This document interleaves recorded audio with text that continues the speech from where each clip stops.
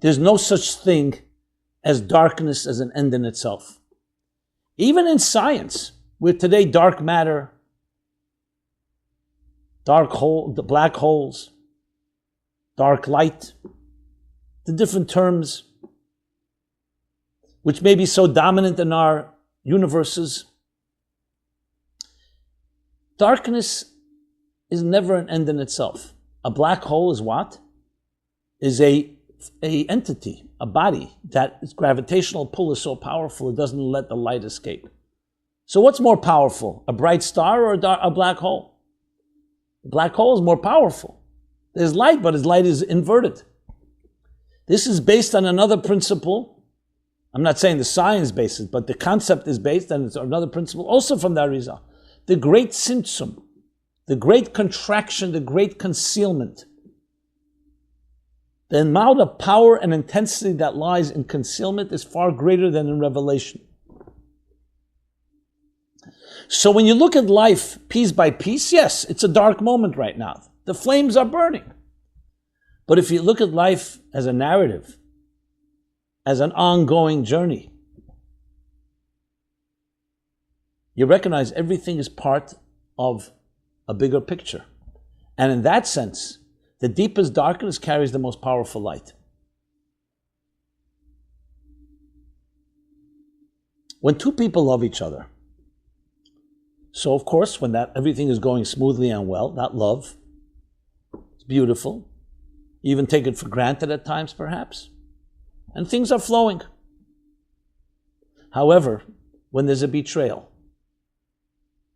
or some other type of hurt, one person who loves the other wounds the one they love. And as I mentioned, it's a repeated process. So the wound isn't just a one-time thing. What happens then? So many of us think, you know what, there's a breaking point. Certain point, you're hurting me so much, I may have loved you, I may still love you, but I can't deal with this. And at some point you can't trust the other, so you break apart, we give up.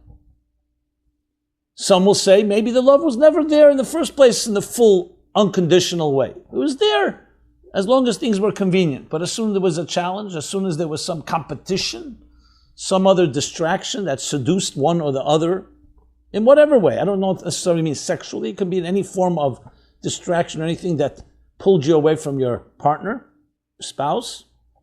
So the love was tested and it didn't withstand the test. However, true love, and when I say true love, healthy love, whether it's between spouses, whether it's between parents and children, or whether it's between us and God, is a love that is enduring. And even when there's a setback, even when there's a betrayal, that doesn't mean the betrayal is not significant, but there's always hope. Let me tell you the end of the story of Tisha B'Av. The 9th of Av is the end of a period called the 3 weeks. The 9 days, the 3 weeks. 3 weeks earlier, exactly 3 weeks from today earlier, the 17th of Tammuz was the beginning of the end. I don't even like the word end, but the beginning of the destruction, let's put it that way. It was when the Babylonians and the Romans, according to some opinions, encircled and attacked the wall around Jerusalem. They breached it. Not just encircled, they breached the wall, which of course would lead 3 weeks later to the destruction. And that's also a fast day, and also a day of grief. Not as intense as Tisha B'Av for obvious reasons, because it still was not consummated, the destruction. But there was another event that happened on the 17th of Tammuz. Years earlier, it was the day when Moses returned after being at Sinai for 40 days and 40 nights to receive the mandate, the blueprint for life that God gave him, the Torah, Bible, a moral code, divine moral code that would give us the tools to change existence forever and ever for the good, to turn this world into a garden. So it was quite a momentous event in history. Moses up on the mountain for 40 days and 40 nights. The beginning of the process, he had heard the 10 Commandments as said by God. The people heard it. Then Moses spent the time on the mountain. He comes down to his chagrin. Tragic. The ultimate betrayal. The people who had heard just 39 days earlier, I am your God. Do not have false gods. Do not worship idols. Built the golden calf. The golden calf. Moses sees this. And he takes the tablets with the 10 commandments, the 2 tablets, throws them down to the ground from the mountain, shatters them. 17th of Tammuz. That was the first, as the Talmud tells us, of 5 tragic events that would happen on that day. And the same with this, then 3 weeks later.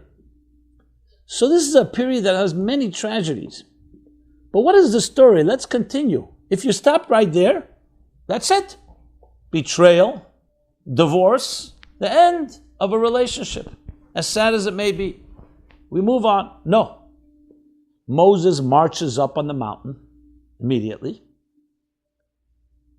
And he begins a dialogue, a painful dialogue with God. What is the dialogue about? I want you to forgive these people.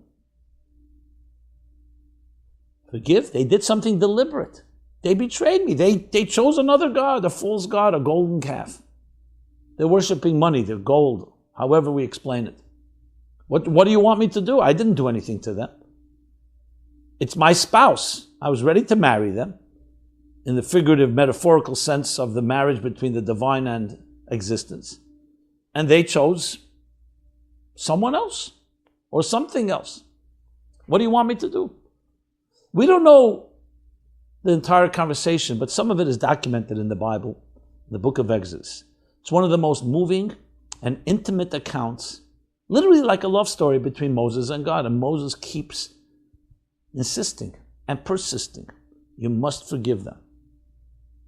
Not that Moses was naive or dismissing what they had done. No, they did it. They're accountable. But I believe in this relationship. God says, build another nation. You weren't there. You were not part of it. You're not responsible. Build another. No, I want to reclaim this relationship. I want to rebuild it. But there's been betrayal, terrible betrayal. How can I trust them? We dig deeper. And I'm paraphrasing some of the conversation. God would probably said to Moses, I created existence in a way where there's cause and effect. You put your hand in fire, the hand gets burnt. There's cause and effect. This is not up to me anymore. They have betrayed me. They don't want me. They've rejected me. What do you want me to do? Force myself upon them. And Moses said, you were the one that created the system of a hand being burned by fire. There's cause and effect. So you can also re-engineer, you can rewire. Give them another chance. Give them hope. The concept of tshuva. Let them repent. Let them be accountable. 40 days Moses begged and pleaded and besieged God. 40 days. Through Tisha B'Av. Tisha B'Av was 3 weeks into this second journey up on the mountain. The first 40 days was receiving the law. The second was begging for forgiveness. What happens after 40 days, another 40 days? Another 10 days from, this is 3 weeks, is 21. Another 19 days. Moses comes back on the first day of Elul, the Hebrew month of Elul. God did not forgive them. He did not prevail. So you would think at this point, okay, well, he tried his best. 40 days, for every day that he was up there to receive the law, he had now a day that corresponded to try to gain hope and rebuilding after the betrayal, after the loss. No. He marches back up again, a third time, and spends another 40 days. And when is the 40th day, the third 40th day, series of 40, the third period in this the 3 periods of 40 days.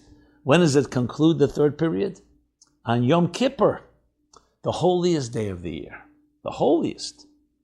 From the saddest to the holiest. Why? Why is it so holy? The 10th day of Tishrei? Because finally Moses prevailed. He would not take no for an answer. He knocked down every door, and he finally reached God's heart and soul, so to speak. And God said, Salachti kidvarecha. I have forgiven them as you have spoken. We say it right after Kol Nidre on Yom Kippur night. 3 times. A man stood up to God, would not take no for an answer. Do you know what he put on the line, Moses? He insisted, if you don't forgive them, erase my name from your Torah, from your book. Can you imagine? From the book of life. He broke the tablets not because he was angry. He broke the tablets was a very deliberate, calculated move, because the tablets was the marriage contract. He said the people had heard do not have false gods, but they didn't sign it, they didn't receive, they didn't accept the tablets yet, they didn't have them. He broke the tablets, he tore up the contract, essentially. Can you imagine the love, the sacrificing himself? And obviously we don't know God's mysterious ways. Of course he knew that he loves the people. Of course he knew that Moses could prevail. But clearly it was necessary for someone to elicit it. Because God did create a structure of cause and effect, and he does not suspend that structure and the laws of nature. But Moses was able to reach deeper. He was able to reach, we'll call it the indeterministic, undefined states of the divine that can rewire even cause and effect and reclaim and regain the love. And this time, it's a whole different dimension of love, because it means it's unbreakable. It's indestructible, because it went through the greatest challenge of betrayal. And what did Moses give us? The greatest gift in life, the birth of hope. If someone were to ask you, tell me what is the greatest gift in life, people will say, give me billions of dollars, trillions of dollars. Give me happiness. Give me health. Give me a good family. All important things. But why is hope the greatest? Because hope gives us the tool that even after destruction, even after everything went wrong, there's always a burning ember. There's always a spark that can be revived and rebuilt. And when you do that, you become indestructible. That's the true story of Tisha B'Av. That's why Mashiach, redemption, is born in the throes, as the ashes are rising, as the flames are rising, and leaving the temple in ashes. The ashes have the power to regenerate and rebuild. And this time, a far greater love and a far greater connection and a far greater trust. Now, I know you may say, okay, that's between man and God. What happens with a human relationship? Maybe that person doesn't have that love for me, and I don't have that love for them that can withstand every challenge. That may be, or it may not be. How do you know? How do you know what kind of deeper resources you and I have?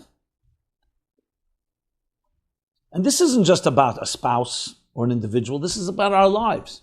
It's not always about giving up on a person. It's giving up on ourselves. That was what Moses understood so well. So the lesson of Tisha B'Av is interesting and paradoxically and ironically actually a lesson of hope.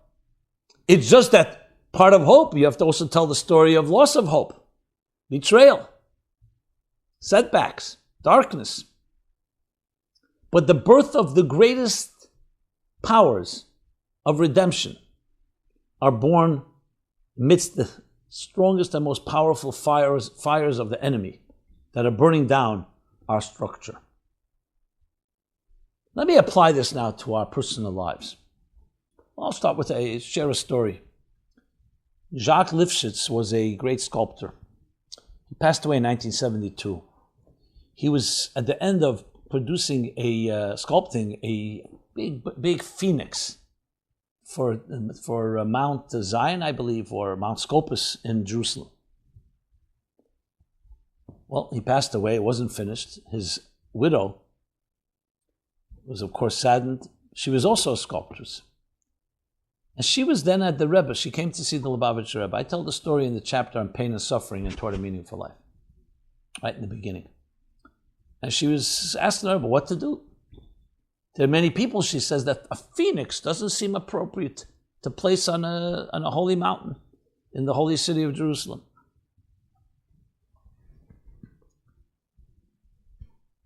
And the Rebbe opened up a book called the Book of Job, Iyov, 2 chapter and verse, where it talks about, may your days be like the days of the chol. Chol is a phoenix, a bird that lives for 1,000 years and then it dies, burns up, but then from its ashes, it is resurrected. It's a verse in the Bible. What better lesson in life? The phoenix. Now, we don't need to wait 1,000 years. This can happen every given moment. Let me go back to the child. It's a phenomenon, very sad and tragic phenomenon, but you'll see Tisha B'Av plays itself out in our psyches, in the microcosm of our personal lives. It's one of the most saddest things, but there's what's called an out-of-body experience. When a child experiences abuse, especially of severe form, sexual and so on, at some point the child, without any preparation or training, almost leaves the experience because it's so intolerable for the child that they don't even have a memory of it. Some say, when they talk about these memories, they talk about, like, I saw something happen to a child, not to me. So in a way, they remove themselves, their minds, their psyches, their emotions, because they cannot accept the fact that someone that loves them could hurt them that way. So besides the fact that you blame yourself, that's what happens, there's also a certain detachment. It's the only way to survive. And that's why many people who suffered severe abuse have certain detachment disorders and attachment disorders. They disconnect. They almost have like two different identities. One, whatever happened to them, and that has gone undercover. And then they've developed a more tough or another type of personality to protect themselves. And a big part of the work of healing is to reconnect, to reintegrate. But I always thought about it.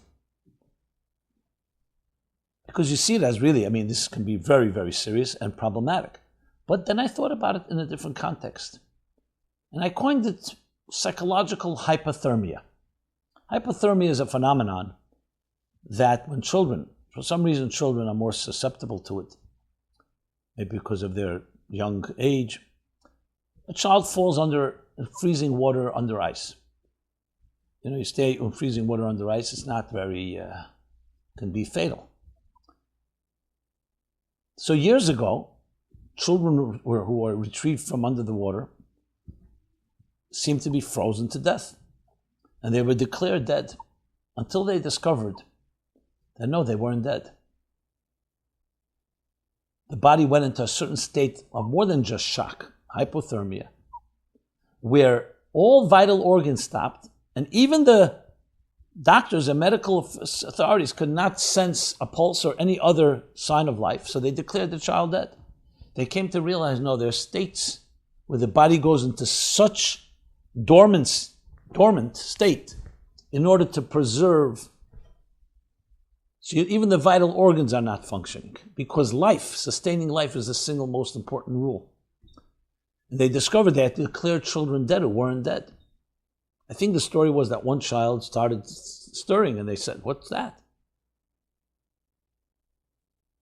It's God's mysterious way to implant a certain element of immunity or protection. That even when everything is not working, it's not because it's not working, it's because the body is preserving that last speck of life until it can be revived again.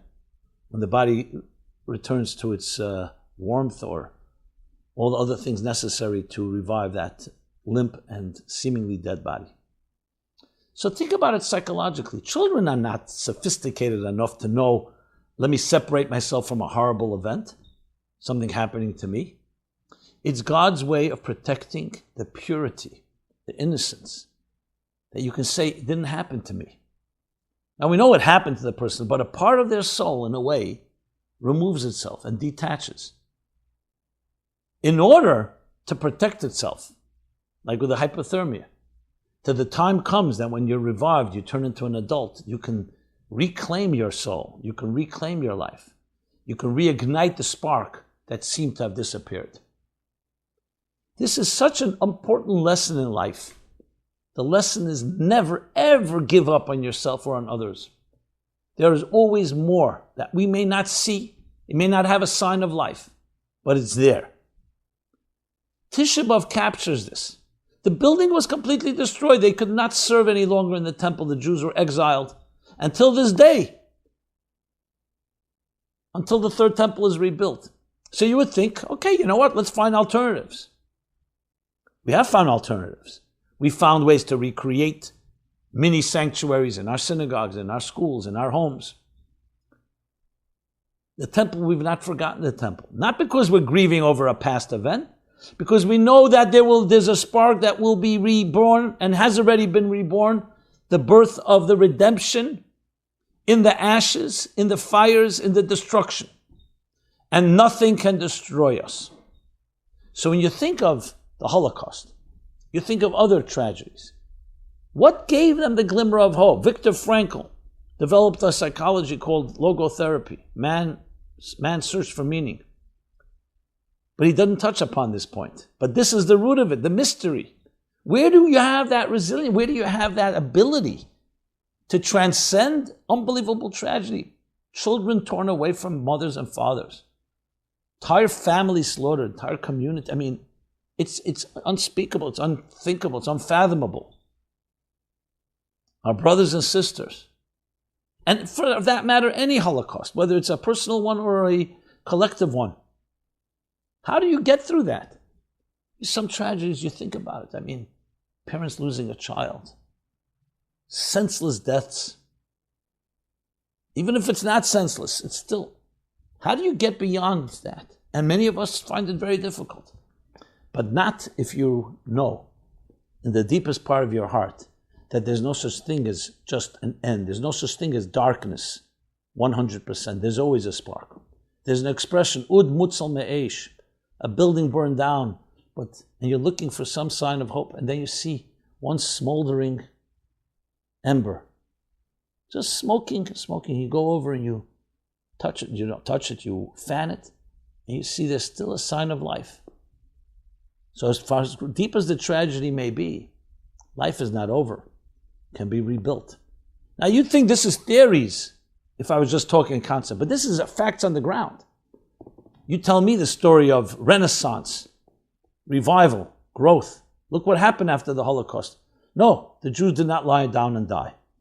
And thousands of years of history testifies that every time they were able to find a spark, they continued on. Sometimes all they had was the spark to hold on, but times when the spark was fanned, yes, and you see beauty and you see growth and you see communities and individuals thriving. It's a universal lesson. Yes, I'm citing a Jewish holiday, day like the saddest day of Tisha B'Av. I'm citing Jewish history. But this is a universal lesson for the human spirit, that the human spirit is more powerful than any experience, no matter how dark, no matter how tragic, no matter how destructive it may be. This is not obviously in any way minimizing the destruction. It's just focusing on the spark. That's what this day teaches us. That's what this night teaches us. So yes, we mourn, we grieve, remember. But above all, we know that within, not tomorrow, I made the day after Tisha B'Av, not in a week, not in 10 weeks, not in years from now. Immediately in the afternoon of the saddest day, in the afternoon, the fires are their strongest and at their highest, destroying the holiest building on earth, the holiest space on this planet. The redemption is born. And even a cow of an Arab farmer in the north of Israel sensed it.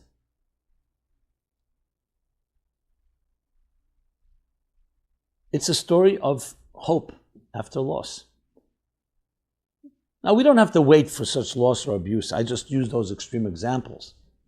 But all of us are going to have our moments where we may give up, or we may feel hopeless, or we may feel there's no real, not anything to look forward to. Everybody has those periods of time. And as we get older, some of us, unfortunately, surrender to that. We throw in the towel.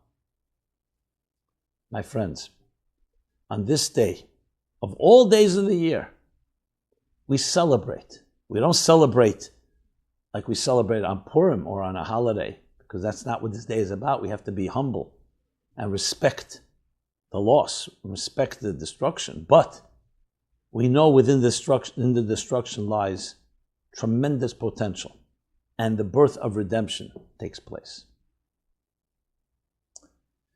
For me, this is one of the driving forces of my life, my personal life, my professional life, which is very much intertwined. Speaking to people, I have seen a lot of darkness. Thank God, personally, I've experienced more joy, beauty, love in my own family and home. Nothing is perfect, but I've seen darkness. And I've always said to myself and say to the people that I encounter who tell me, I know some people are destined for happiness, not me. And I always say the same thing. Not the same words, but the same sentiment. The light I'm aware of is stronger than any darkness you will ever present, because it's a light that comes from a greater place than any darkness. And you have it in you. And I believe in you more than you believe in yourself at times.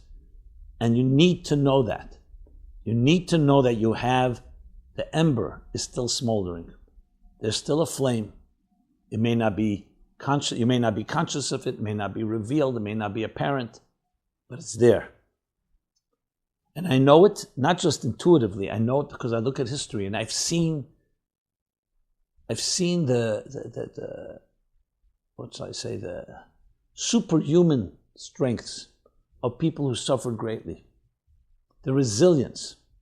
People, yes, who had their trust betrayed. They had their lives hurt, and yet went and rebuilt. And actually took their negative experience and turned them into positive ones. Because you'll say, okay, 1 second, my trust has been lost. How can I suddenly trust? What are you telling me exactly? What are the methods? What tricks are the trade, so to speak? Well, first of all, speaking about it openly, and even speaking about your own pain and your own loss is helpful, because you get it off your chest, so to speak. What you learn how bad things can be, so you learn how to prevent it. Just say, 1 second, my trust was betrayed. I was abused. The trust was breached. Now I meet people. Why should I suddenly trust? I didn't say you suddenly should trust, but you know what it's like. Now you're looking, so you're more sensitive. But do you want to be a victim of your past? And keep in mind, trust is not built on perfection. That's what people who've been hurt say. Since I was hurt and my trust was breached, now I want perfection. Someone that was never going to make a mistake. No, that doesn't happen. What you're looking for, trust is built not on perfection, but on accountability. That's what Moses told God. He says the people will be accountable. I'm not talking about letting them off the hook and you know what, so then they'll do it again? Of course.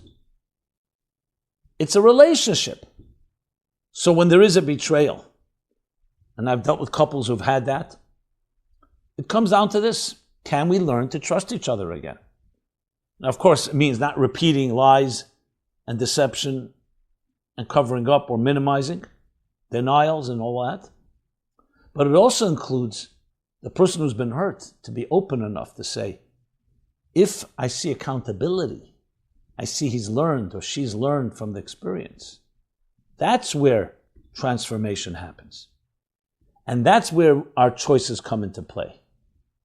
To allow, I don't like the word second chance, what I'd rather say is to allow for the opening and possibility of hope, first of all within yourself, and then with another. Obviously with all the guidelines and all the safeguards and all the preventive measures, because you don't want it to happen again. But accountability, honesty. An honesty that would never have emerged had there not been a betrayal. Because people, you don't know what happens. It's only when they're pushed, when we're pressured. This is the lesson of this saddest day of the year. the building of hope, the rebuilding of hope, the rebuilding of love, reconciliation, and in a far stronger way, the Yom Kippur way. So Yom Kippur is quite a few months from now, but it's looming, and it's right here being born in the darkest moments. Like the redemption is being born. That's why there's a Talmudic statement that says the 15th of Av, which is just 6 days from now, is equated to Yom Kippur. Interesting. Of all days of the year, Yom Kippur and the 15th of Av, that there were no holidays like this among Israel except the 15th of Av and Yom Kippur. And one of the deeper reasons for that is because the 15th of Av is the full moon that follows the wounded moon, the injured moon, that was so betrayed and so abused. The moon representing Malchus, human dignity, on the 9th of Av. 9, not the complete 10. The full moon following, says the Arizal, is the completion. And coming after such darkness, it's the greatest moon of the whole year. Not necessarily physically, but spiritually. And that's equated with Yom Kippur, because Yom Kippur is the conclusion of the process. When hope is regained, forgiveness is granted. To err is human, to forgive is divine. Yes, the divine forgiveness. To know forever after that no matter what happens in life, and when there are setbacks, and there are mistakes, and even deliberate ones, with effort and work, you can rise from the ashes. You can find light, you can find strength, and even greater strength. And I've seen it. I've seen people who've suffered, and you look at them, they're refined, they're shining, they're glowing. I don't envy them. I wish they didn't have to go through the pain. But pain has turned them into giants. Giants. Models. Very often I tell people, you want to know what to do? Go to speak to this and this person. See what they've gone through. Someone who's been through the fire. And what has happened to them. They've been resurrected. There's a tremendous amount of power in that. Can we gain it without any fires, without ashes, without destruction? I would like to believe yes, with the right effort. But unfortunately, it's usually the catalyst is some type of downturn. So the story of life is captured in one night and one day. You just have to see the large narrative. So after thousands of years of us remembering, of us mourning, as it says in the book of Psalms, Hazerim Bedina, those that sow with tears, Berina Yektzera, will reap with joy. Tears are sad, but tears are also moisture, makes things grow. I remember once going on a tour in a forest. The guide was actually extremely interesting and stimulating. And he showed us parts of the forest where there was a forest fire. Entire swaths, entire sections were burned down. You couldn't tell, ostensibly looking from a distance. But he was trained, and he took us to a few tree stumps, or even actually trees, and he showed us where the fire burned. You could still see, and then how it regenerated. It's such a miracle. I was completely blown away. And then I read and heard, of course, that very often that's what they do. They actually deliberately light fires to regenerate the forest. So I realized there's another way to look at a fire. Obviously, fires can consume and destroy, and they do. On the other hand, fires, when they're controlled, are the root of our life. We need warmth, we need the heat. And then you see this regeneration. And it's like, it's resurrection. There's no question about it. It's the phoenix. The lesson to our lives. Not only does it survive, it grows even in greater ways. Because the fire burns away the what's the word I want to use? The toxins, the predators, the unhealthy elements in any tree or other vegetation or whatever else is going in that forest. We always hope there's no negative side effects. And what you see in place is a far stronger and more powerful growth. But you have to look at the big picture. The story does not end on one day. You have to see it as a progression of events. And as such, it teaches us about the human spirit, things about the human spirit you could never have learned without the fire. So God should bless us all that we should have the minimum of fires in our lives, minimal challenges. But if they come and when they come, never forget the lesson. Look at the calendar, look at Tisha B'Av. Understand it's the gravity of the darkness, but realize it's the birth of redemption that gives us the power to rise from the ashes. So in practical terms, the methods is number one, remember there's always a bigger picture. Number two, connect to people that are not trapped as you may be in the now, in the pain, in the suffering, in the past. People who can give you a breath of fresh air. Even a rope, they throw you a rope, they throw you some hope. Number three, dwell on the future, not on the past. The demons and skeletons that haunt us occupy such precious real estate, your mind, your heart. Dwelling or being even consumed with what happened to you, including the anger and the frustration and the bitterness and the temptation and wish for vengeance. It may all be justified, but what is it doing to you? It's continuing to allow the fire to burn and destroy your life and destroy your psyche. So to look forward, get involved in projects, in activities that you enjoy. Listen to music, exercise, do things that give you inner satisfaction, that you can say at the end of the day, today I can go to sleep, I feel I accomplished something, I helped someone. That brings me to help someone. You've been hurt, so you could think, I've been hurt, why should I be helping anybody else? That's not the response. Then you're just perpetuating what happened. You're becoming someone that's also not helping others. Maybe even hurting, God forbid. No, the way we counter it is do good things, and suddenly you see you can do things that you didn't believe you can. So have others help in believing in you, and then start believing in yourself through actions. It's hard to just believe in yourself when you feel like you're a failure, or you feel you've been hurt, or you feel there's no hope. Immerse yourself in spiritual studies and prayers. Feed your soul with beautiful, ethereal, sublime ideas, experiences, feelings, emotions.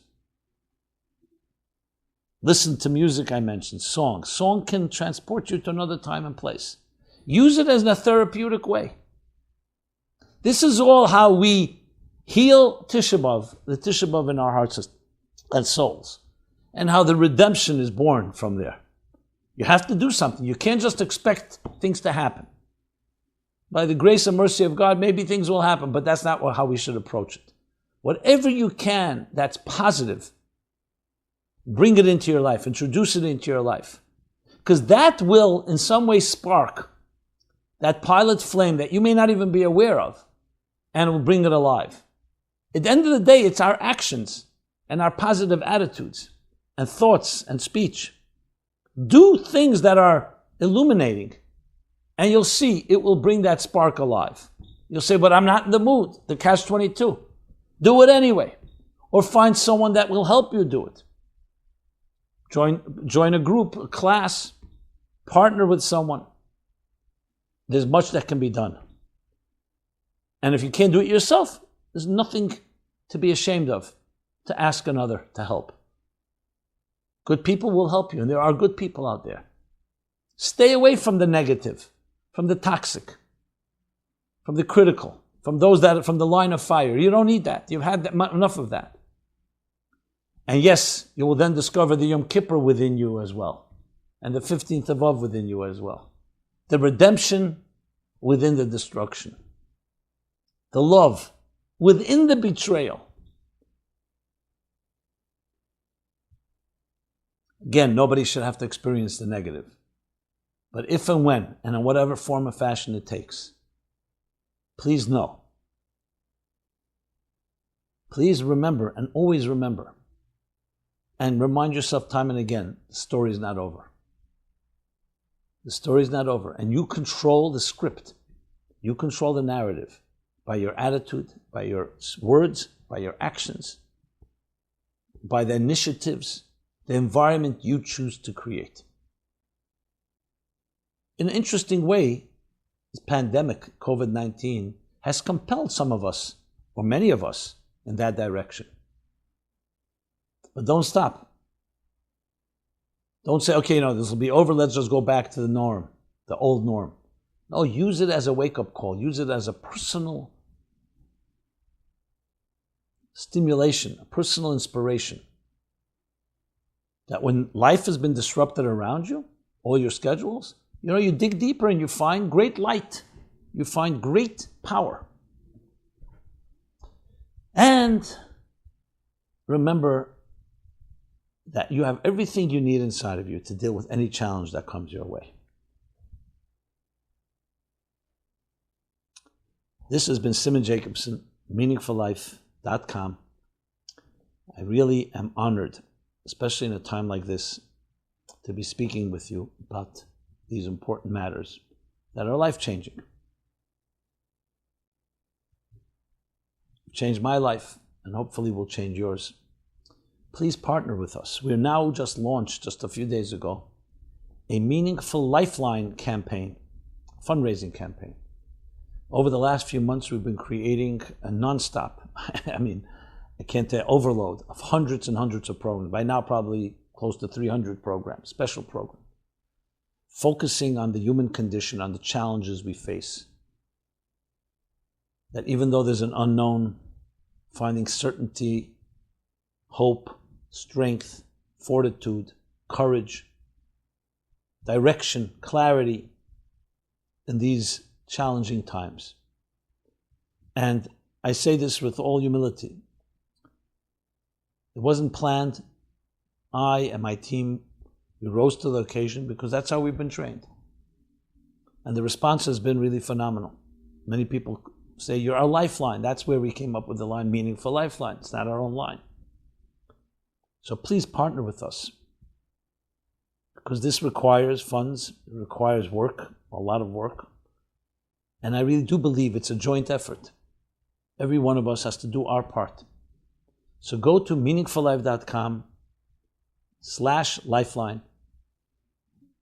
Donate generously. And please share this with others. You'll see a nice little promo there, some other stuff that we've assembled. And above all, take advantage of the resources that we're offering. I assure you will not be disappointed. On the contrary. You can subscribe, you can share. We're on different social media platforms. But above all, as I said, share with others. Encourage others to help us. Share with them the messages, the ideas. Because after all, we are all part of one larger narrative. Not just you and your life and your past, present, and future, but all of us. One larger story. God bless you all. May we see the minimal of pain and darkness and the maximum of light and redemption. But always remember, no matter what situation you're in, see it through. Do not give up. See it through. Be well. And may these days be transformed, not just eliminated, transformed from sadness to joy, from loss to growth, and from setbacks to the deepest form of love, trust, and endless celebration. Thank you very much. This program is brought to you by the Meaningful Life Center. Please help us continue our programs. Make even a small contribution at meaningfullife.com/donate.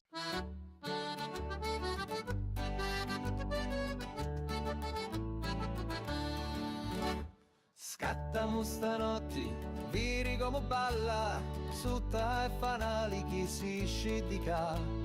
Ballamo stanotti, salta come un'anna, chi pettini di luna in sciolla.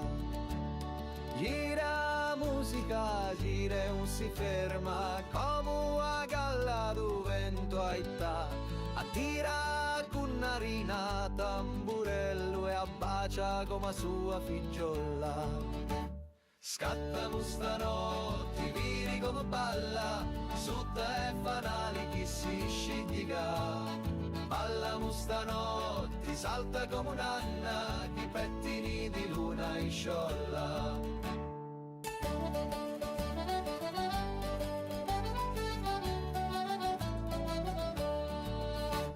Sinni e tunu, i voti si danno, tu na poco gli peputia. Sin da fettunu, i cappotti russi e si ricordano da notti buona. Scattiamo stanotti, vini come balla, sutta e fanali chi si scidica. Ballamo stanotti, salta come un'anna, chi pettini di luna in sciolla.